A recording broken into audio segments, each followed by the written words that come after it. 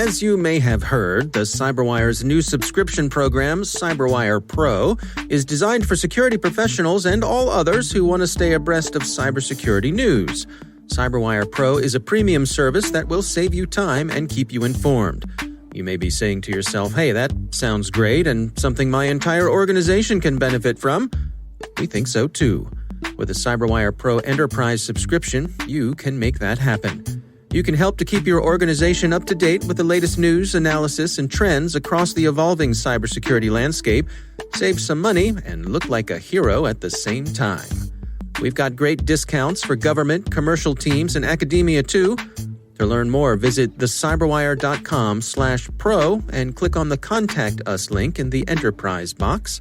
That's thecyberwire.com/pro. Click Contact Us in the Enterprise box, and we will help you become that office hero.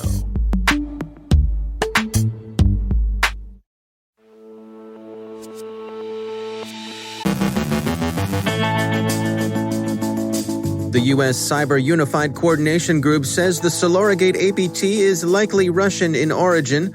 Threat actors are scanning for systems potentially vulnerable to exploitation through a Zyxel backdoor. ElectroRAT targets crypto wallets. Babuk Locker is called the first new ransomware strain of 2021. The New York Stock Exchange re-reconsiders delisting 3 Chinese telcos. Joe Carrigan from Johns Hopkins joins us with the latest clever exploits from Ben Gurion University. Our guest is Jens Bothe from OTRS Group on the importance of the U.S. establishing standardized data privacy regulations. And Julain Assange is denied bail.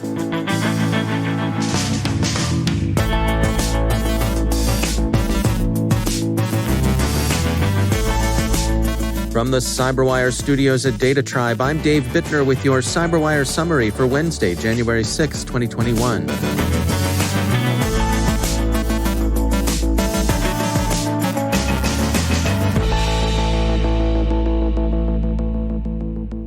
Yesterday afternoon, the Cyber Unified Coordination Group, the task force established by the U.S. President and his National Security Council to investigate and remediate the Solorigate incident, released a statement on its conclusions so far. It read, in part, "This work indicates that an advanced persistent threat actor, likely Russian in origin, is responsible for most or all of the recently discovered ongoing cyber compromises of both government and non-governmental networks.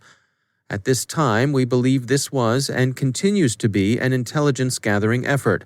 We are taking all necessary steps to understand the full scope of this campaign and respond accordingly." End quote. This isn't the first attribution of the campaign to Russia by U.S. officials. Both Secretary of State Pompeo and Attorney General Barr said as much during media availabilities over the past few weeks. But it is a more formal acknowledgement of Russian responsibility than were those earlier statements. The UCG is composed of elements drawn from CISA, the FBI, NSA, and the Office of the Director of National Intelligence, all of which are notably more reticent in offering attribution than either senior officials or the private sector. Roles and missions within the UCG task force are worth reviewing. The FBI has the lead for threat response and is working on identifying victims, collecting evidence, analyzing the evidence to determine further attribution, and sharing results with the government and private sector partners to inform operations, the intelligence picture, and network defense. CISA, the Department of Homeland Security's Cybersecurity and Infrastructure Security Agency, has the lead for asset response, which involves sharing information quickly with government and private sector partners. ODNI, the Office of the Director of National Intelligence, coordinates the intelligence community's collection and analysis of information relevant to the incident, providing situational awareness for key stakeholders. NSA is serving in a support role with a focus on assessing the scale and scope of the incident and on providing technical mitigation measures. Bleeping Computer reports that attackers are working to exploit vulnerable Zyxel systems. Researchers at security firm Grey Noise have found 3 distinct scans in progress for SSH devices. The scanners then try to log in using Zyxel backdoor credentials. One of the IP addresses doing the scanning has been using Cobalt Strike's SSH client, which suggests to researchers that the threat actor may be using this technique to evade detection by threat intelligence shops. Bitcoin has reached new highs in the new year. The cryptocurrency was trading this morning at $34,241.20, and cybercriminals are predictably following the money. Security firm Intezer is describing a criminal campaign it's calling ElectroRAT. It targets credentials for crypto wallets by inducing its victims to download Trojanized apps the gang offers via social media and altcoin user forums. The malware is cross-platform, with Windows, macOS, and Linux variants in circulation. Its capabilities include keylogging, screenshots, exfiltrating data, downloading files, and executing commands on the victim's console. 2021's first new strain of ransomware, Babuk Locker, is out in the wild, according to Bleeping Computer. It's assessed as amateurish, but equipped with effective encryption. The ransom demands have been running from $60,000 to $85,000. The hood's negotiating messages are interesting in two respects. They ask the victim if they're covered by cyber insurance and whether they're working with a ransomware recovery company. This would seem to suggest that the criminals are looking to insurance companies and security firms as effectively middlemen, presumably thinking that those third parties might be counted on to persuade the victim to pay up.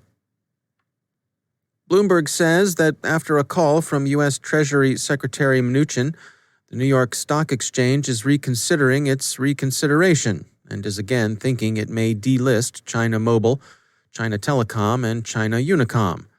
Executive Order 13959, addressing the threat from securities investments that finance communist Chinese military companies, effectively prohibits U.S. citizens from investing in the Chinese telecommunications firms. The executive order takes effect on January 11th. The order's provisions are complex, and Treasury has published a set of facts in the hope of bringing some clarity to the matter.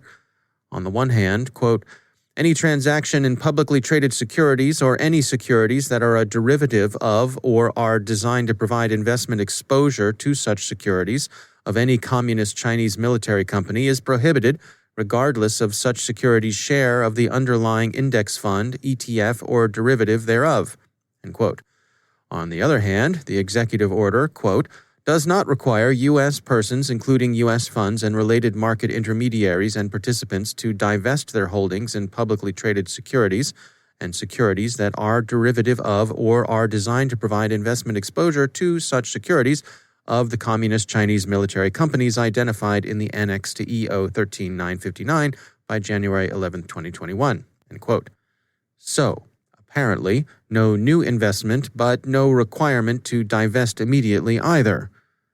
Stock prices of the companies on the list continue to ride the roller coaster. WikiLeaks founder Julain Assange will remain in jail, CNN reports. A judge denied bail at a hearing this morning. Mr. Assange will continue to be incarcerated in Her Majesty's Prison Belmarsh. Judge Vanessa Baraitser, who Monday denied a U.S. request that Mr. Assange be extradited to face 18 federal charges related to WikiLeaks, hacking, and espionage, was the jurist who denied him bail. Reuters says that Mr. Assange is being held pending the outcome of an appeal the U.S. Department of Justice filed Monday. The judge said this morning, quote, I am satisfied that there are substantial grounds for believing that if Mr. Assange is released today, he would fail to surrender to court to face the appeal proceedings. As far as Mr. Assange is concerned, this case has not yet been won. The outcome of this appeal is not yet known. End quote.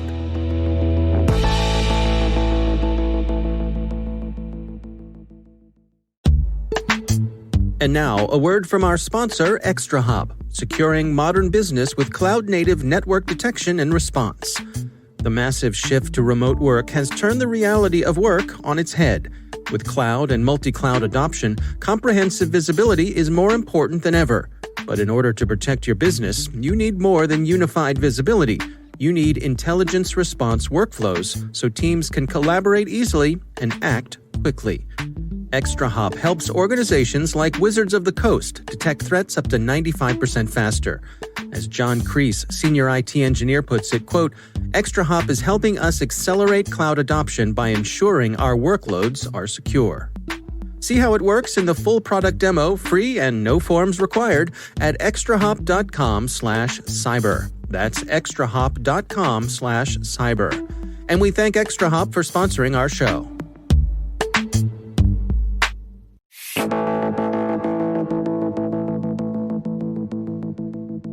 With 2020 upon us and a new administration heading into the White House, it's an opportunity to consider the possibilities of new data privacy regulations coming out of Washington. Jens Bothe is Director of Global Consulting with OTRS, a cyber defense and security management firm in Frankfurt, Germany. Having been through the implementation of GDPR, he shares insights on how it could inform our approach to data privacy stateside. So in Germany itself, we had a very good data protection in law already before the GDPR was introduced and made to a German law. So there is not much change in Germany, but a lot of change for sure in the rest of Europe and the rest of the world because of the GDPR. And have we seen the sorts of fines that people were expecting? How has that come to pass? Yes, there were some very high fines, especially to huge companies. So Google was one of the first who got a fine based on the GDPR in Europe, but also a lot of other companies because they got data loss or whatever, did not tell the people what they're doing with the data, were sharing it with the wrong people. So we've seen already some fines in different areas, but what is also has been seen that the governmental units which have the data protection as their main business try to convince people and to check, or companies, to convince the companies and try to check with them what they can make better. So we also see that at the first step, especially in the small and medium-sized business, the government tries to avoid fines at the first and trying to work with these companies to make it better and to help them to fulfill all the needs of the regulation. And do you suppose that the GDPR is really getting the result that folks had hoped for?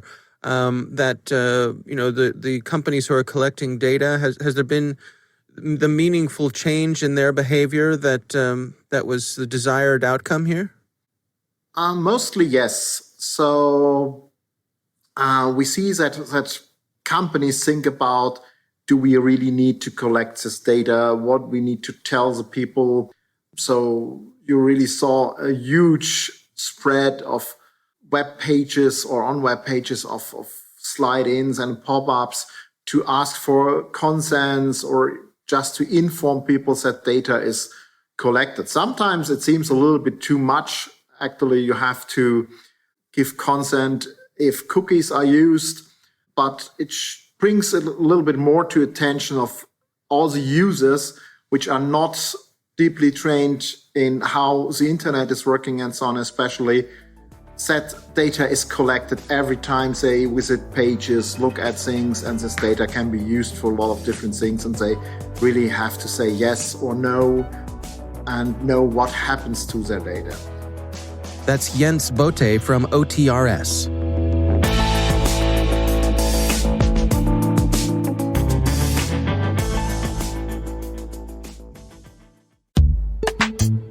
And now a message from our sponsor, Linode. Whether you're working on a personal project or managing enterprise infrastructure, you deserve simple, affordable, and accessible cloud computing solutions that allow you to take your project to the next level. Simplify your cloud infrastructure with Linode's Linux virtual machines and develop, deploy, and scale your modern applications faster and easier.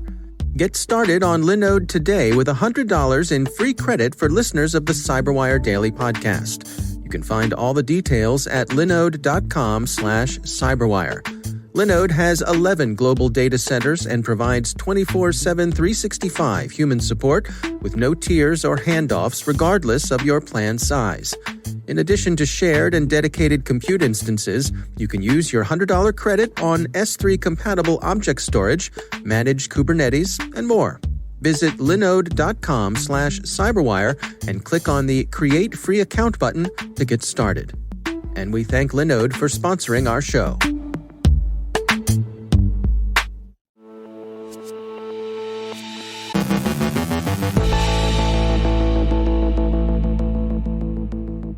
And joining me once again is Joe Carrigan. He's from the Johns Hopkins University Information Security Institute, also my co-host on the Hacking Humans podcast.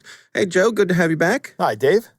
You know, when I see these stories come by that have to do with interesting ways to get information off of computers in ways that people haven't thought about before, there's one organization I always think of. Uh-huh.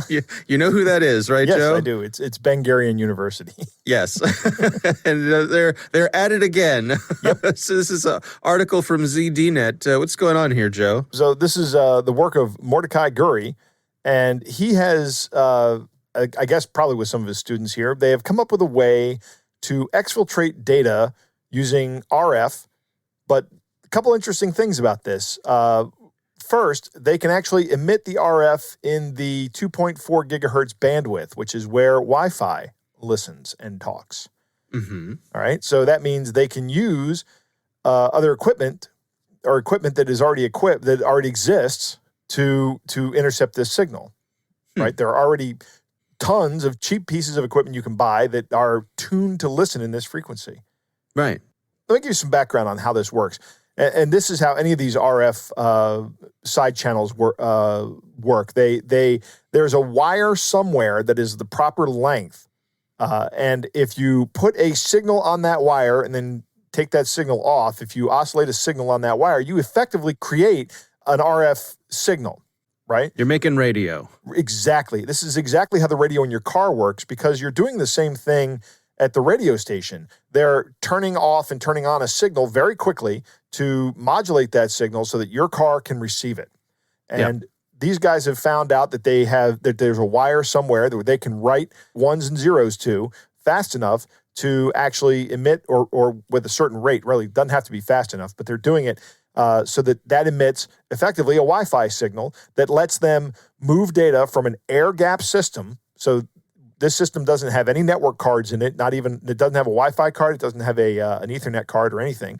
But they can actually communicate from that air-gapped system to a device a couple of meters away at a rate of about 100 bits per second. So it's kind of an academic exercise. You're really not going to get a lot of information off at 100 bits a second.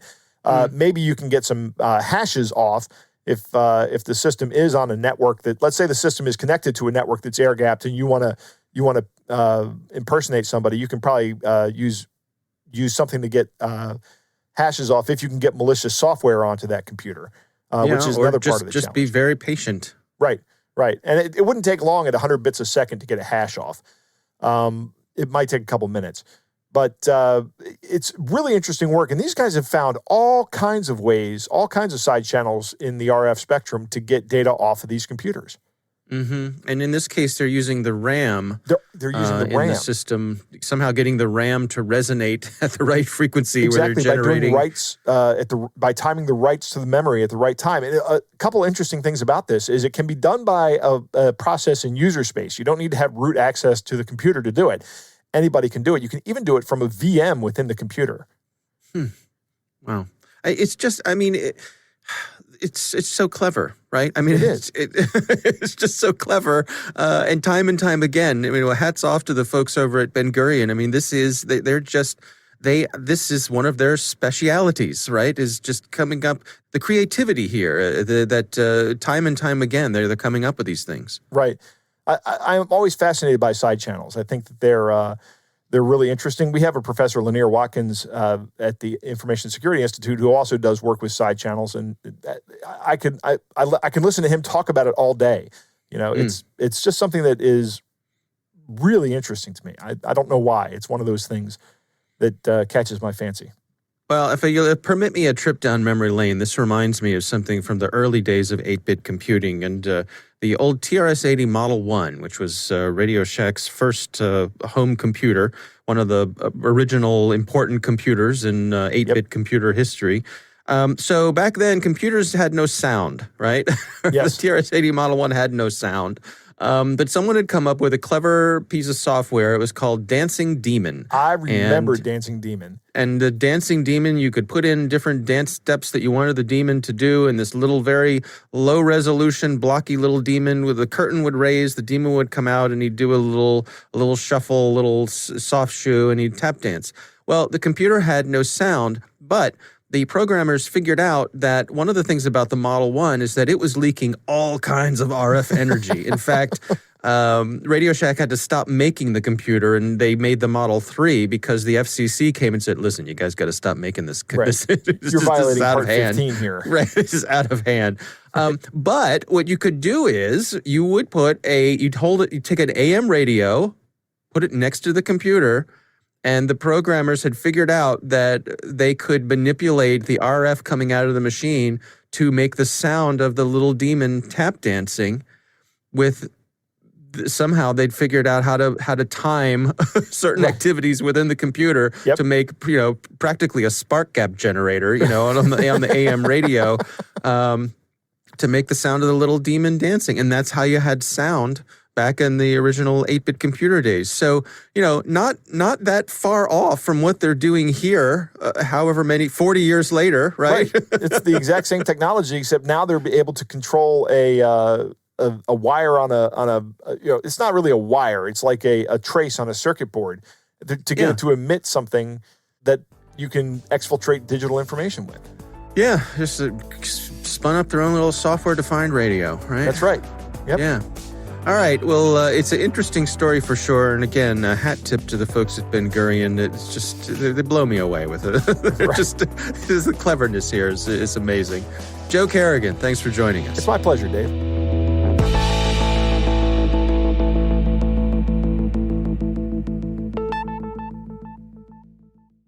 Thanks to all of our sponsors for making the Cyberwire possible.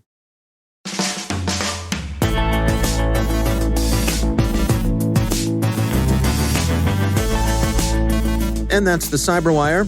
For links to all of today's stories, check out our daily briefing at thecyberwire.com. And for professionals and cybersecurity leaders who want to stay abreast of this rapidly evolving field, sign up for Cyberwire Pro. It'll save you time and keep you informed.